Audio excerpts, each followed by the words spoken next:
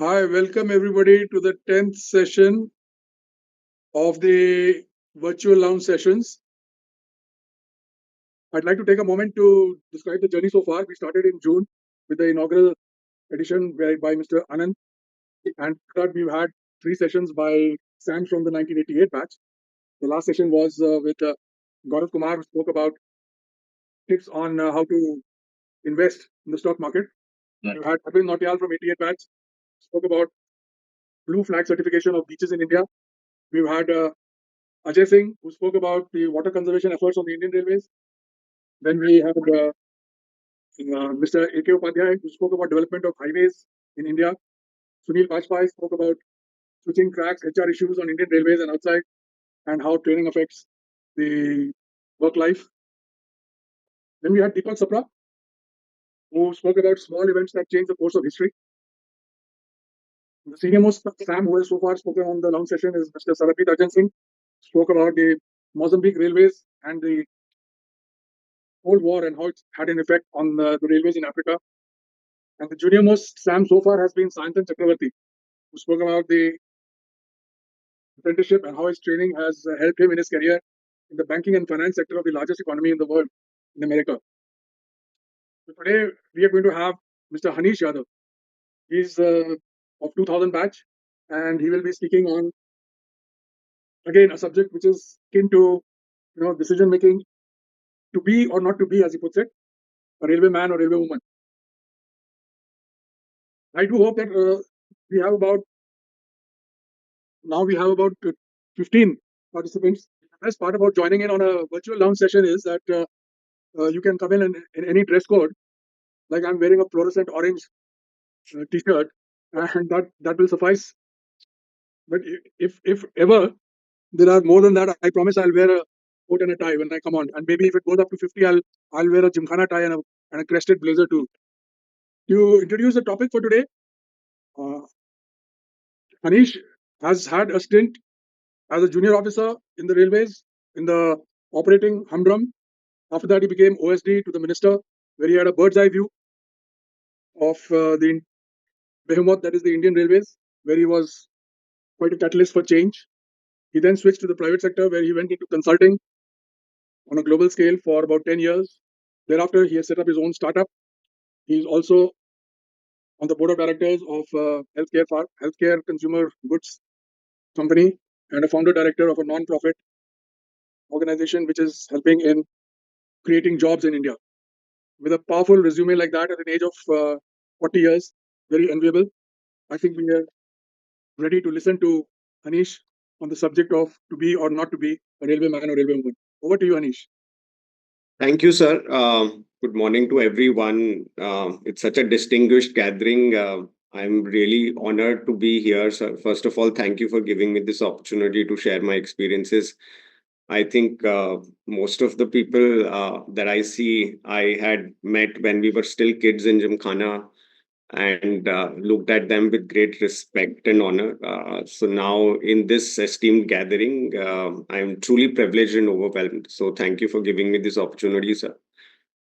I think the topic is a very unique topic. It's just a collection of some of my experiences and probably, at least in my mind, was to help junior fraternity of SAMs to start think about it, because we have struggled with this topic when we were coming out of Jamalpur and thinking about what to do. So it's largely towards that, but nevertheless, just to share my experiences.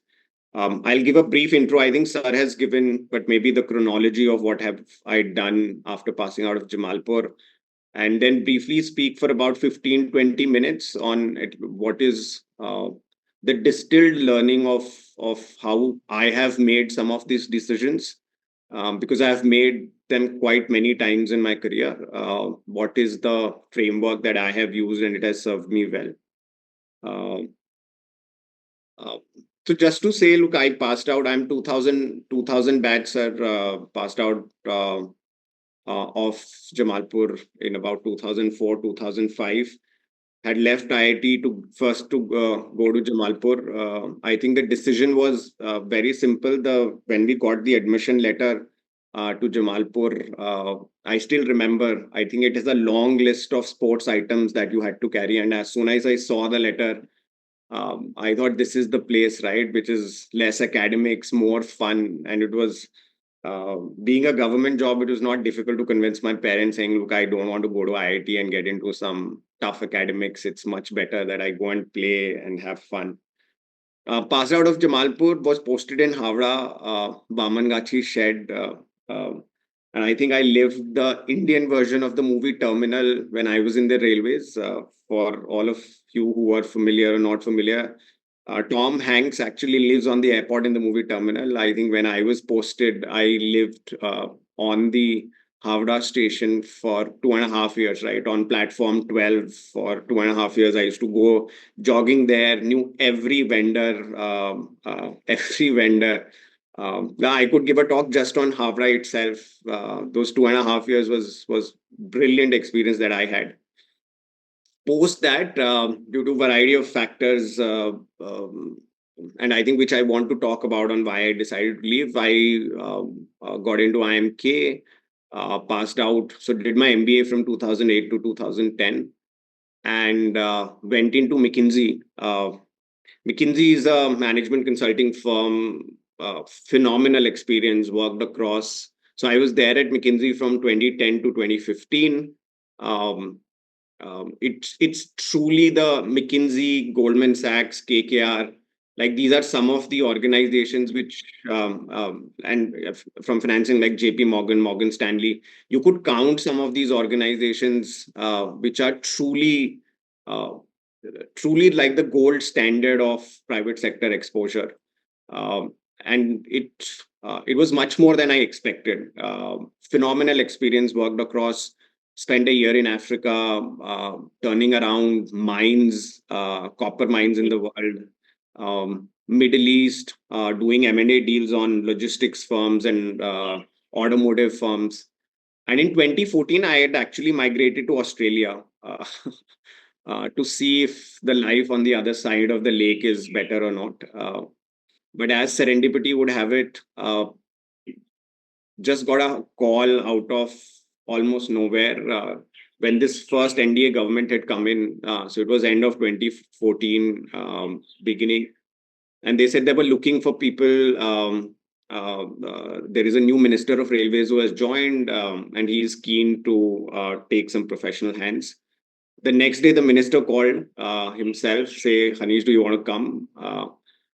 Same evening at 2 a.m., I wrote an email to him saying, look, sir, I can join, but I will not handle your political things. I will not look at your appointments. I will not be able to do this because this is not my expertise, but I will be able to help you to think about how to drive change in railways. He replied, yes. I had never met him before, ever. Mr. Suresh Prabhu was the minister. Resigned from McKinsey, landed up and went and joined as his OSD. I think spent about 3.5, 4 years with him. And I think the biggest reason for me too was because there was so much passion about railways because I had spent some time and I genuinely thought uh, uh, I genuinely thought that we could do a lot about railways. And hence, if it was for any other ministry or any other minister, I would have refused. Uh, but railways was just the passion. So went and did that 8 years. I think I describe that tenure as probably the most enriching and most frustrating time of my career. Right? It was every day. There were many things that we were worried about, frustrated about, and largely, I think about the pace of change. Which we had seen in the corporate sector. I think it was not to be, and that led to, but extremely enriching experience of having spent time there. When the first term was getting over, I said to the minister, I think I've had enough learning, so went uh, and joined McKinsey, got elected as partner. I think one of the earlier ones I made partner in about 7 years, 6.5 years of my tenure at McKinsey. I made partner. was a partner for 3 years. I used to lead our work in automotive sector and infrastructure and logistics and transportation sectors. Um, and then out of nowhere, I think I met Neeraj, who's the founder at Spinny, and I said I wanted to do something else. So left that, and now I run the retail business of Spinny, which is India's actually the largest multi-brand pre-owned car player. We are about 6,000 crores annually. We sell about 7,000 cars a month, and I just look at the entire business for them. In this journey, I have had other things also at McKinsey. And when I went back, we founded a non-profit again out of the passion of doing something for the country. Uh, the, the the startup is called as ISEG. It's called as Institute of Sustainability and Employment and Growth. Um, and I think it's largely targeted towards creating jobs in the country. That also came in 2020. We had come with a report saying for India to grow at 8 to 8.5% for the next 10 years, um, India would need to create 90 million jobs, which is about 9 million jobs a year. And India at that point of time was creating about 4.5 million jobs. Um, and we realized that if you have to double the rate of job creation in the country, that's the only way you will be able to sustain the growth rates that the country deserved. And when we came out with that report, I was involved in that report. We figured out that there are not many agencies who are actually working on the topic, and hence we said that we have to do something. It was also a long time. McKinsey was also celebrating 25 years in India, and I think the last we have involved, right? ISB was set up by McKinsey. The famous Rajat Gupta set up ISB as an institution. The Public Health Foundation of India was set up by McKinsey. So there was this consensus to do something else. So we set up this multi-stakeholder institute. It has people like Anand Mahindra, Amitabh Kant, Irina Vittel. So it's a multi-stakeholder institute that was set up. It's doing extremely well. We last year we celebrated 1 year of ISEG. I'm one of the founding directors, along with Anand Goenka, who's the scion of the Goenka family, runs CEAT, and Shirish, who's one of the senior partners at McKinsey. So got involved, got to that as well. And I also serve on the board of Sooth Healthcare, which is into it's a consumer health company. It's probably India's third to fourth largest manufacturer of sanitary pads in the world. So they also just needed uh, that along with Spinny, which we are now trying to take to IPO in the next 12 to 18 months. So broadly, this journey, and I think why I think I can probably speak about my experiences is just because of the different things. Uh, like for somebody else, it might look like a khichdi of a career. But I think there is a common thread. So I've worked in the government, I've worked in consulting, I've worked in startups, and have served corporates all my life in McKinsey. And I think that just gives me the bird eye view of various things, of various career paths that are possible. Having said that, I think the honest submission to me, I'm not here to sermonize. I'm not saying this is the right way. I'm just trying to make sense of my experiences, and if in that way could help other people, that's the only purpose that I have. And hence, the topic is around two real questions, right? In my mind, especially for people at various stages of career. Uh, I think the first question is how do you decide if and when to leave, right? I think that as a question uh, is very important. It always is ki, should I leave? If I leave, when should I leave? And I'll talk about that. And I think the second question is once you have decided, then how do you go about doing it, right? Those are the two very simple questions. I think on the first question, and I remember when we were passing out of Jamalpur, the world was genuinely breaking out, right? In terms of opportunities, the year 2005, 2006 was flushing with opportunities. And I remember we being very, very anxious, and a friend of mine who was half as good in our minds was making 4x amount of money that we were making. And that used to continue to cause a lot of uh, uh, uh, uh, I think a lot of anxious moments. There was also a time when we would used to discuss a lot about future of mechanical in the railways, and that continued to add a lot of anxiety. But I think subsequently realized that's not the right motivation to figure out what do you want to do. And to me, the biggest thing that I learned later is, as the question is genuinely within, the question is not outside. I think the real question that I started to answer myself is, where do I get my energy from? What gives me happiness? It seems very simple question, but it takes a lot of self awareness and thought to nail that answer and be confident of answer. And hence very early I figured out that look, I was I still play a lot. Sports was one thing that gave me happiness in the time of the day when I was playing. But I was not painting. I had like very dumb artistically guy, right? Like zero ability to do anything artistic or anything creative. So I was not a painter. I didn't like reading books. I couldn't write books. And hence I figured out that I genuinely enjoyed doing high impact work, right?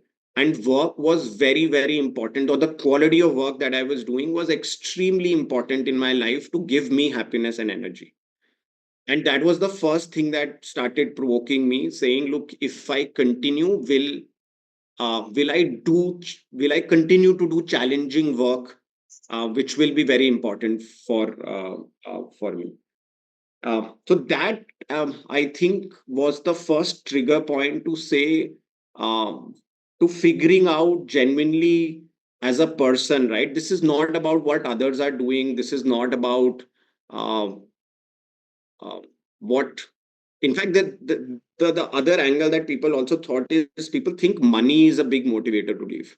And I think you very soon realize that money is such a relative term, right? I was speaking to one of I think Narayan sir plays with us, a huge inspiration for me personally as well. And he was saying poverty is at least, and he uses those thoughts. So I'm plagiarizing here, and he was quoting a line which says, "Poverty is nothing." Yeah. So that was the first myth that was needed to be broken, to say, look, money cannot be a good enough reason for somebody to make that change. I have never come across. And if that is right, if we continuously for many months and years figure out that money is the biggest motivator, then the best money that people make is actually who trade, right? So, and you can learn trading at any point in your life and start trading, and you will make huge amounts of money, right? So you can solve that itch. You don't have to do anything else. Coming back to saying, you're realizing what is your source of energy, it's very important. I figured out very early that work was very central to my energy and happiness. um, and if work is very central to you, then I think the second order question is very simple. If in the morning you don't wake up excited to go to office, be it railways or any corporate sector or anything else, and if that happens for 2 3 months and you have to drag yourself out of bed, I think you the decision is very clear on the wall, right? That you need to change something about your professional career. So two parts of the question: is work genuinely very important to you or not, or is the type of work that you're doing is very important to? If it is, then are you excited and you're waking up from bed very easy or not? And I think if the answer to both those questions is yes, then you know that you have to make a change. It doesn't matter where you are in your career. It doesn't matter whether you are a 20-year bureaucrat or a CEO of a company, or you're just starting up being an analyst in some consulting firm. If if work is important and you are not excited about it for a decent amount of time, then I think you should need a change. There is no other confusion. There is no other things. People think, oh, I should plan my career. I should spend 3 years here, and then I do those 2 years. In today's world, all those archetypes of what a good CV should look like have been broken, right? Um, Even in fact, now as young parents, I have a 7-year-old son. You start to think about what will it take for him to go to Harvard, and all the dies that used to exist, right? That you go to IIT, do a 2 year at an investment firm or a consulting firm, do 1 year at a social sector company, and that's your best way to get into Harvard MBA.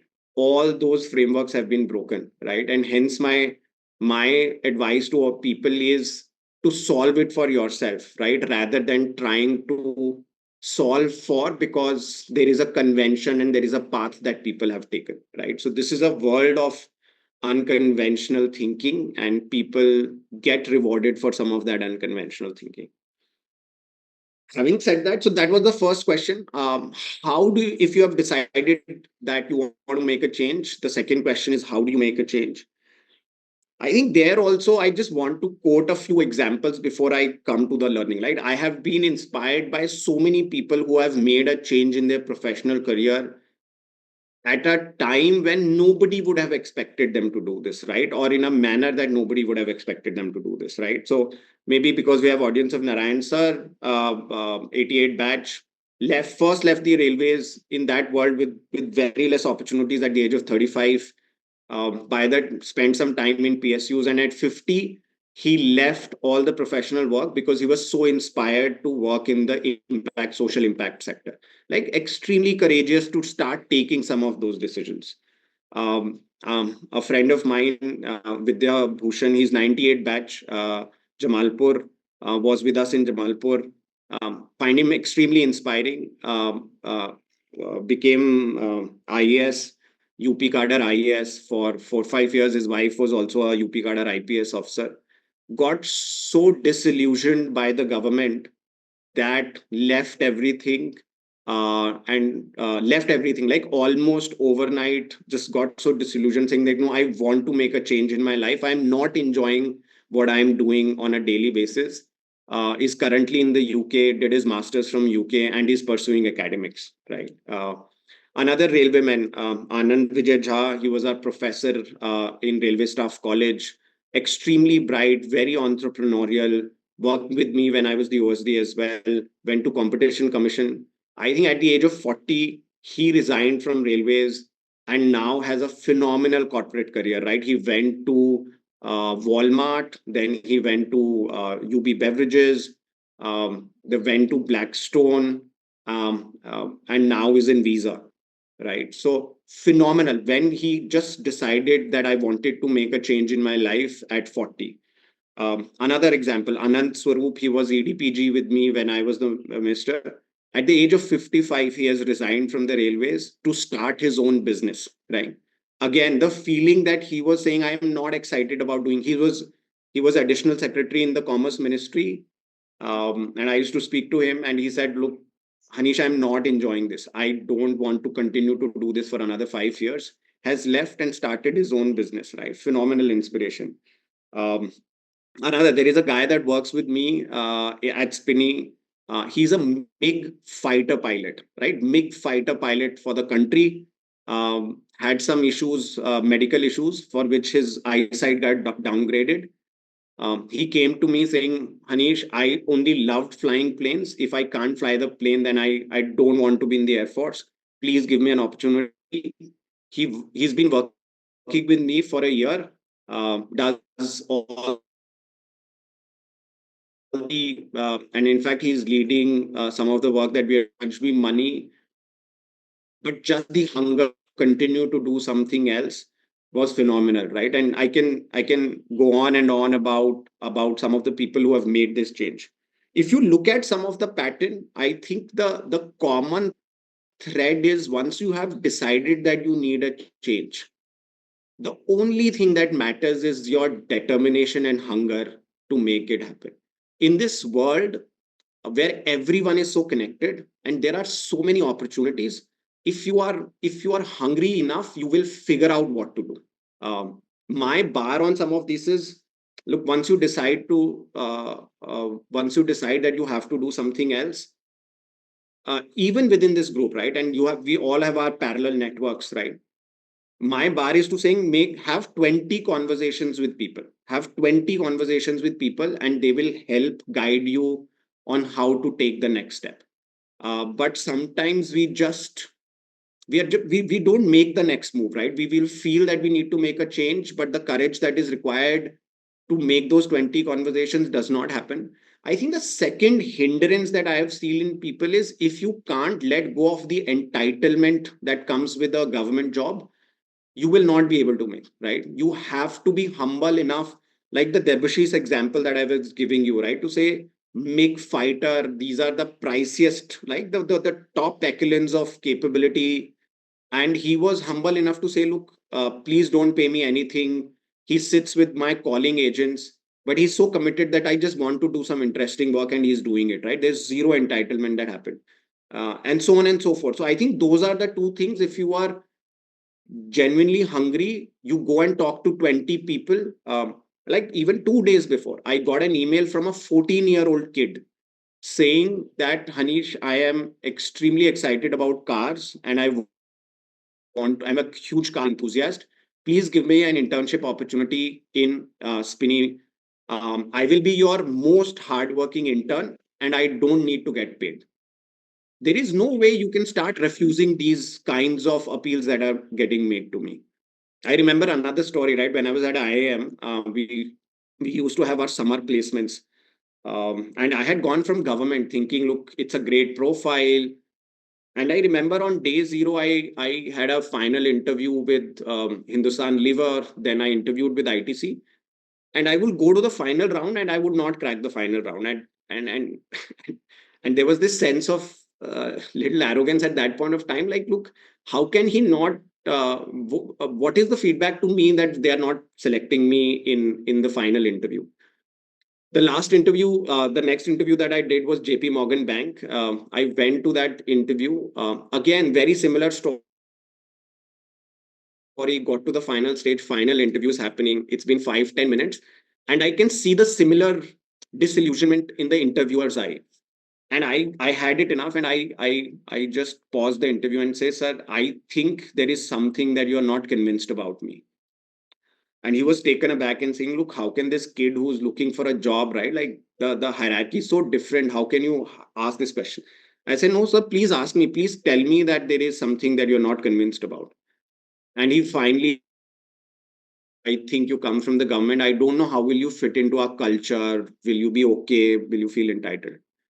And I again remember telling him, sir, look, I have left my government job, did my MBA. I am the most desperate to prove to the corporate world that I fit in here. So for all the guys that you see here, I am telling you the only promise that I will make to you, I will be the hardest working guy.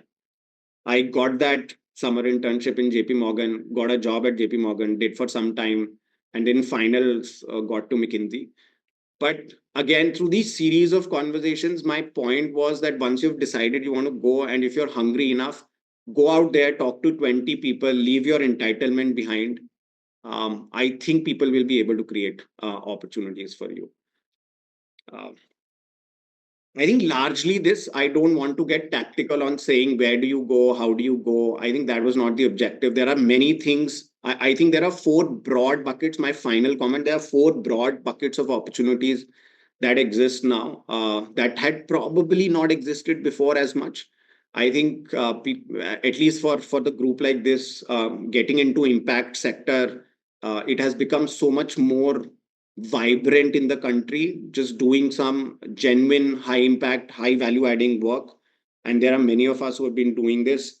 You could still, the conventional path is getting into corporates and startups, and there are many ways you can do this. You need to create a discontinuity in your career, and typically that discontinuity comes from taking a professional degree from some reputed college or some other invariable experience, right? Like people like Anand Vijay Jha, as I was telling you, he went on to head the government relationships for Walmart. Some of those jobs have also become quite relevant for us. Next is getting into academics. I think there are many SAMs who are here who have done this, and they can guide everyone on how to get into academics. And finally, I think it's never been a better time to start a business of your own, right? It's such a vibrant thing, but how to get it and how do you get those are the other things that need to happen. But that's the bottom line of how I'm saying, if you have decided through a genuine process that you want to change, I think if you have hunger and humility, rest of the things is possible. I live my life in that manner that if I'm not excited about getting up in the morning and going to work, I will make the next change. So I'm still 40, 41. And if so I don't think what I'll do in 10 years of my life. I want to make sure that every day I enjoy myself and I'm feeling happy and satisfied. And it works well. I think once you get to it, it works very well. That's all, sir. That's all I had to say. Any questions, etc. I would happy to take that from the group. Thank you very much, Hanish. I think you really set us thinking. Even at our age, I mean, we've had more of a flashback in our life. That I think, if I could summarize, you say it's job satisfaction that counts for you. Maximum is job satisfaction. Everything else follows. And yes, if there are any questions from the audience, we'll be happy. When you were serving as an assistant to the minister, So you helped us in getting the increments for Mr. Beliapa, which for 3 years he was not getting. So you were, and the very day after you did this favor, your minister suddenly passed away. What happened? sir, you meant he was transferred to the Commerce Ministry, right? No. I was told he has passed away or something. No, sir. My No, minister, still- Suresh Prabhu, is still very much very much alive. In fact, since the time he has not been minister, my conversations with him are much higher as compared to when he was the minister. But I think he had a change of portfolio when he went from the Railways Minister to Commerce and Industry Minister. I would be it would be vain of me to say I know the answer. I think in this government nobody knows the answer of who gets Well, portfolio. maybe not your minister, but some other guy, some railway Possible. minister. Possible, sir. Possible. Anyway, thanks for the most illuminating talk.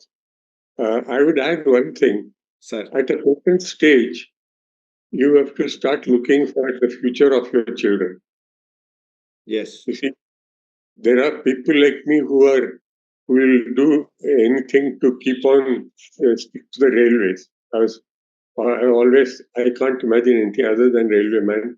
I received throughout the career. I kept receiving offers from private sector, including TVS Group and Maruti Udyog and all. But what decided that I should look after my children's welfare was when I found that my son wasn't doing so well in school as he was. And when I confronted him, he said, "Stop your pep talk and stop boasting that you're a topper and all that.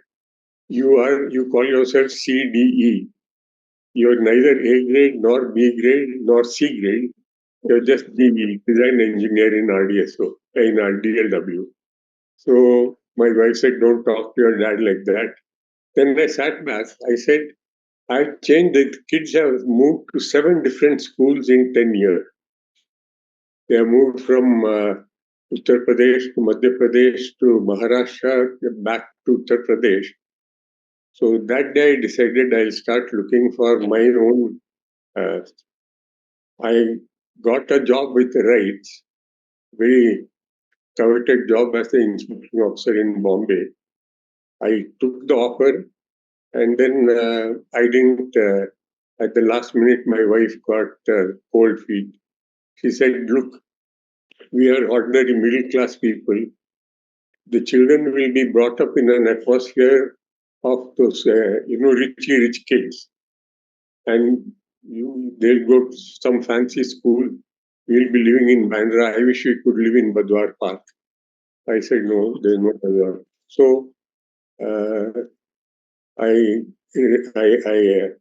sort of told RITES I want to go back to the railways, and the RITES never forgave me for that. They saw to it that I did not get the assignment for Iraq. So I think at a certain stage, when children are in school, you should and I started pushing my children to USA because I got a pep talk from a colleague called Seva Singh, who was a stores officer. He gave us a talk on how to send your kids to USA for free. So I did that. But no, I don't know. Both of them have become American citizens. I know that I did the right thing at that time. Anyway, thanks a lot for. Pleasure. Thank you. We are proud to have you as a pad man. I think you're doing a great job. Thank you. I'm still on the pod. Harish, I haven't had the pleasure of meeting you, but your talk was, very interesting, I would say. And in many ways, when you spoke, it makes me feel the same shades as my daughter talks. She's about the same age, and she's worked from the United Nations to KPMG, same sort of thing, and she tells me the same sort of things. So Yeah. it's been a very interesting talk. I just want to talk two things with you. When we were in Jamalpur, I mean, I'm now talking of the 60s, and we did talk the same things you must have talked. Yeah. And same story, whether we should leave or we should carry on or not carry on. Unfortunately, the opportunities which you have shown didn't exist. Yeah. So we had either to stay with the government or go abroad to the US.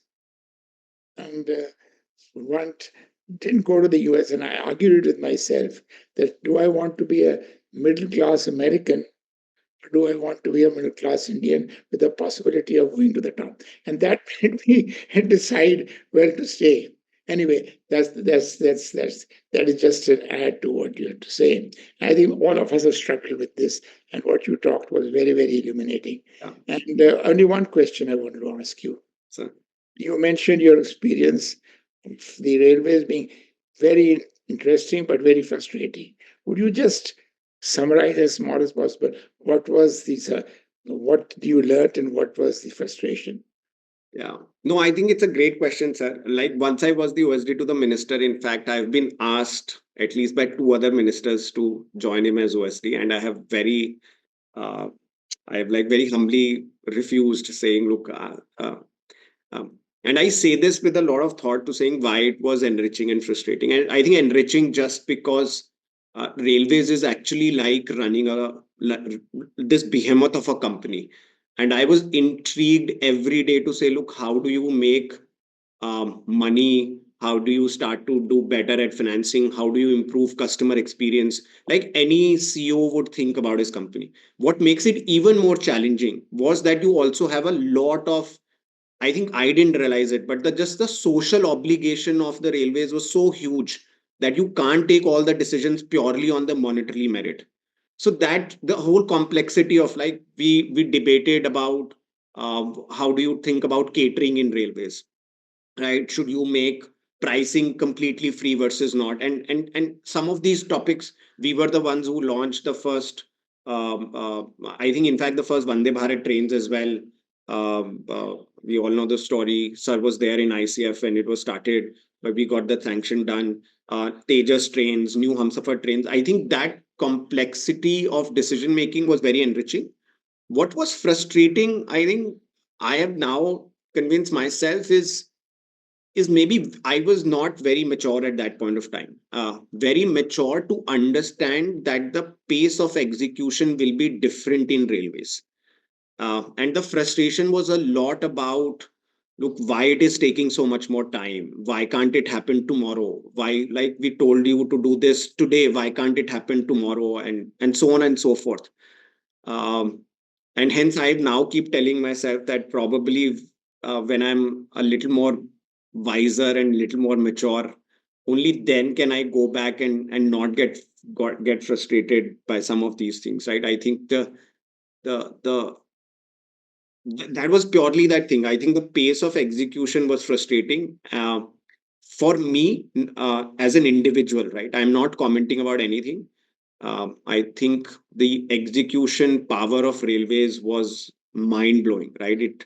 For a organization, I was very proud of the fact that if somebody can execute, it's the railways. They just needed much more exposure. I think being a little more open about change in the mindset was where we struggled a little bit.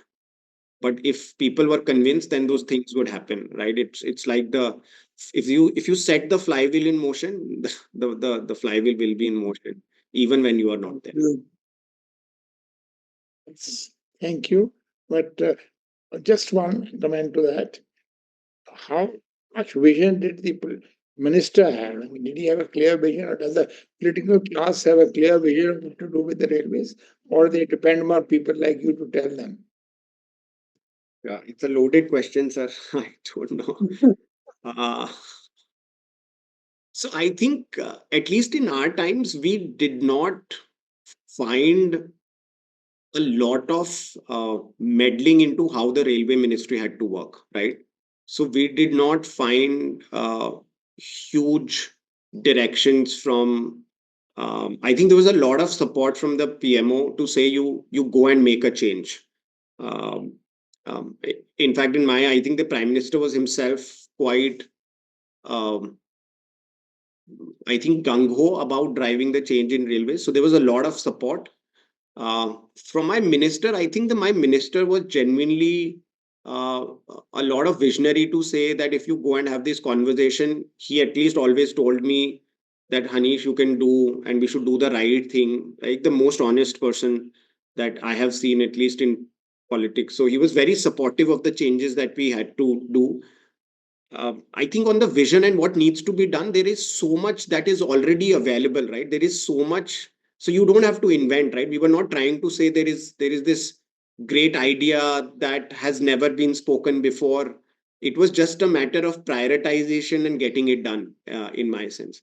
But from our minister, like some of the things that we did was identifying that the lack of capital expenditure in railways was leading to a lot of issues because there was no capital expenditure was increasing. It was leading to infrastructure not being at the best, and because the infrastructure was not being upgraded, that was causing all the other issues, right? Like whether trains were late or the freight capacity was not increasing. And hence, at least from the ministers, the biggest thing was let's increase the capital expenditure in railways. And there he was at least ingenuous enough to figure out and say we could, if we have to borrow, then let's go and borrow, but spend the money. So we went to LIC, the famous thing that we actually borrowed money from LIC to spend on capital expenditure in railways. Then the merging the budget was part of that. Yeah, merging the budget also, I think, rather than speaking about where the decision came from, but when we called me and minister did not hitch a little, saying, look, yes, there was a time when the railway budget was a substantial portion of the total financial budget. Now it's not. So let's keep moving. If it needs to get merged, it should get merged. Personally, I think uh, that at least we had used the budget to drive the pace of execution, as we say, like the first budget speech that we had written, we had drafted initiatives that we could follow on. Once that thing disappeared, I think there was less pressure on railway as an organization because you had made a commitment to the parliament to go and execute that. At least that was my personal view, but in the overall interest of the country, it was okay to, if it was not important, then why do we have a budget speech? Anish, and follow up to what you just said, Sir. you had expectations about things being to be delivered tomorrow, which did not deliver, and you have put the blame of it on your expectations and your maturity.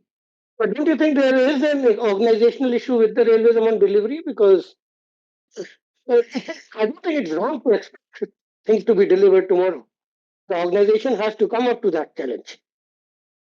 What's your view on that? But to be very frank, it is right. But I think sometimes the organization has to change. I think the expectation of how quickly should the organization change. was the problem. So I'm not denying that railways execution was top decile, right, or top percentile in terms of large organizations.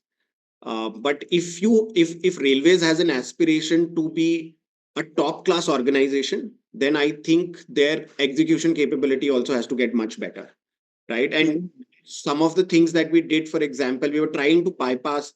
We set up this transformation cell, which actually Mr.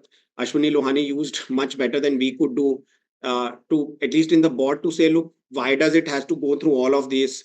Let's make one cell. We will pass this through and get a lot of much faster decision making.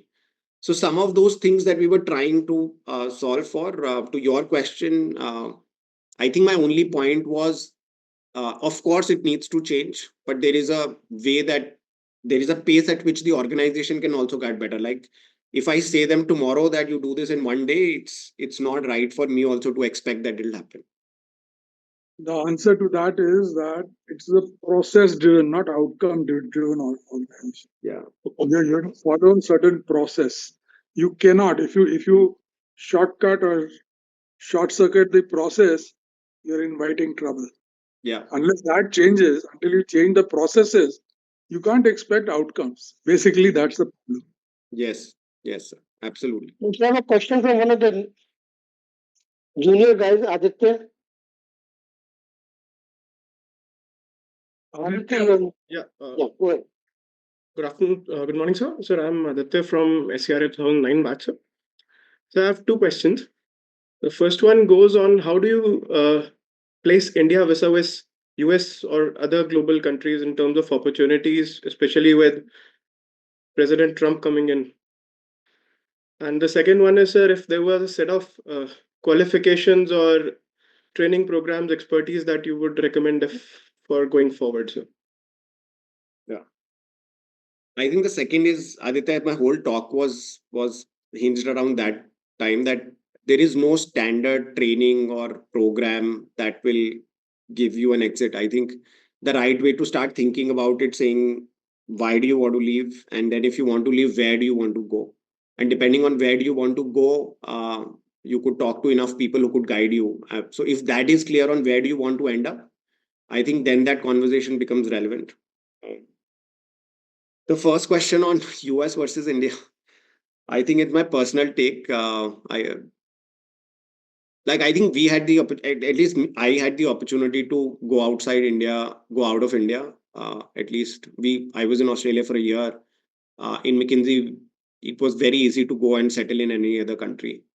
And my personal take on all of these things, this is also dependent on two things. I think first, as an individual, how are you? If you are a social animal, then I think going abroad is a little difficult thing.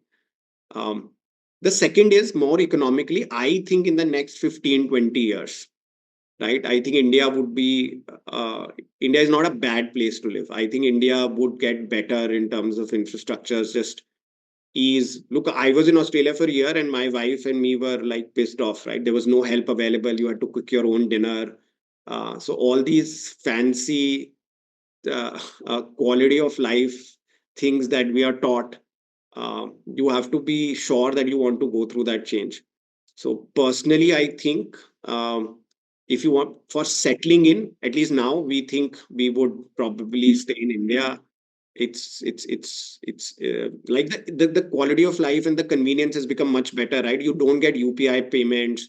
You don't get anything delivered to your home in 10 minutes in any other country. You can literally do everything from your home, and it does not require anything. In fact, even for my son's education, now in class 7th, I'm genuinely trying to solve this to saying, look, for education, should he go abroad or not? And so we at least now saying, at least not for undergrad, maybe for postgrad, he should do an education and then probably still come back to India.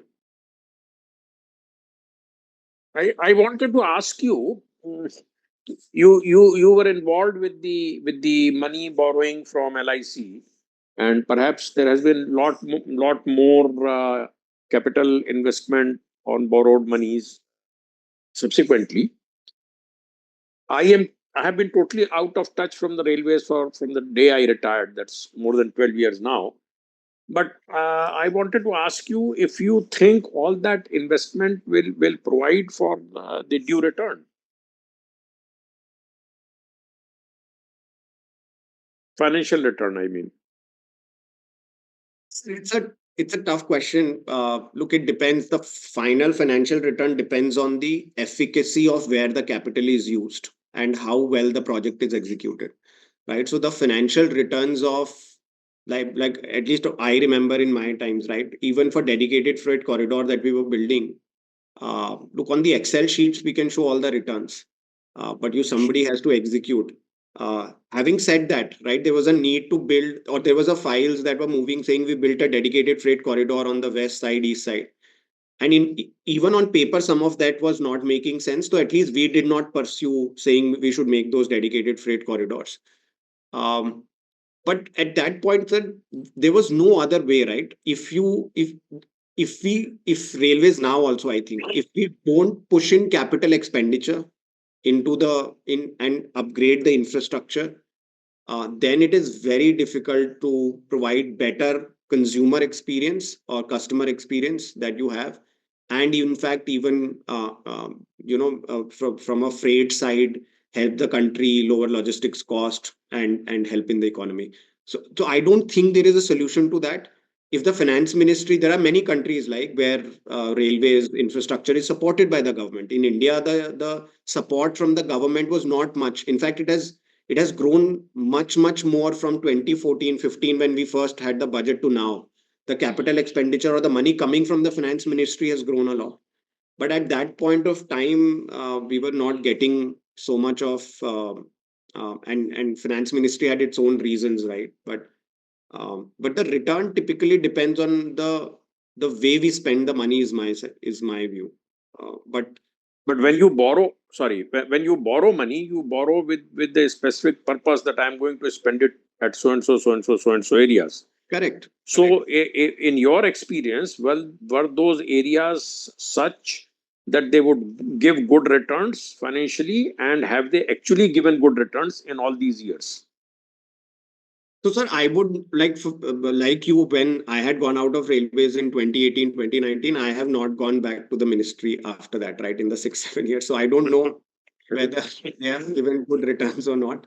But at least the execution process in railways was quite rigorous, especially for borrowed money, right? I think the rigor, because the finance would always ask you have to actually return this money back, right?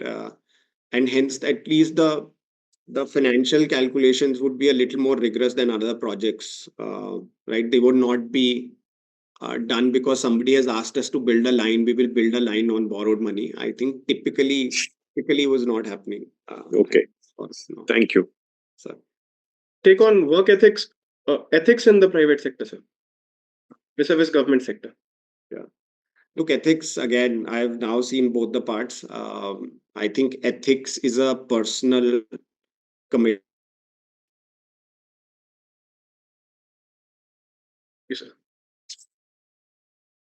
It has nothing to do with where you work, right? It has. I think we have seen enough people, enough talented people across, and I have seen enough people who were not that great across. So it genuinely has nothing to do with where you work. It's very foolish to start generalizing based on government versus private sector, right? In my sense. Hanish, So, may I, sir? Sir. Hanish, is there any part of the railways today which you think can be privatized or corporatized fully? I think at that point of time also we were debating about if we have to start thinking of corporatization to, and again, the reason in my mind of corporatization is not for the heck of it, right? Because it will probably, so I think about in two ways. Which are the pieces of the of railways that have the least social liability, right? If there are parts of the railways that have social commitment, those would be much more difficult to think through a pure private or a corporate lens. So if you do that on one axis, and the second is also the ability of the corporate to turn profitable. So if there are equivalents in the private sector, or the capability in the private sector to run this better as compared to currently. if I apply this framework, I think the answer would be will be most of the production units, maintenance units could easily be corporatized, and you open up them for exports, etc. So you open up them to do anything else. Those are the chunks which I do think can be looked at for corporatization or privatization. That's a very obvious answer, of course. But having announced a plan for corporatization in 2019, what do you think has made the government desist from doing it? So I think look again. Where is the political restraint in corporatization and keeping it under government control? So I think it's not as simple. So look, first the answer is also, even if you look globally, sir, there are not very clear answer on this model versus that model works very well, right? Like UK has gone through all their turmoils of privatization, getting it back. So I think we do have to realize that it's not an easy answer to do this. And second is, I think the question that always gets stuck is what there is no. Everyone is confused about that railway also has a social risk. Yeah, so it's a difficult decision also because there are clarity on whether railways has a social obligation. If railways had only purely financial obligation, I think then there is a very easy way to start thinking about corporatization, right? But because of this social mix, it gets complicated. I think beyond PSUs, the other thing that we should definitely would have done is stations, right? When we were thinking about the entire stations being monetized, and we were on that path, but the strategy of railway changed midway where we started to construct our own railways. I think that as assets, and we had done a lot of maths that people think that because of the high turnover footfall, they can be easily monetized. I think the maths doesn't add up only because of that. So you had to bundle in some land bank, which can then be used by the player. Stations is another idea. I think private trains is another idea. Railways have tried this, but you have to start committing to private players a lot, right? And sometimes as railways, we want to share all the revenues, and the private sector guy has to share all the risk, which is where it started. Okay, thanks. Thank you. Thank you very much. I think if there are no further questions, we can call it a day.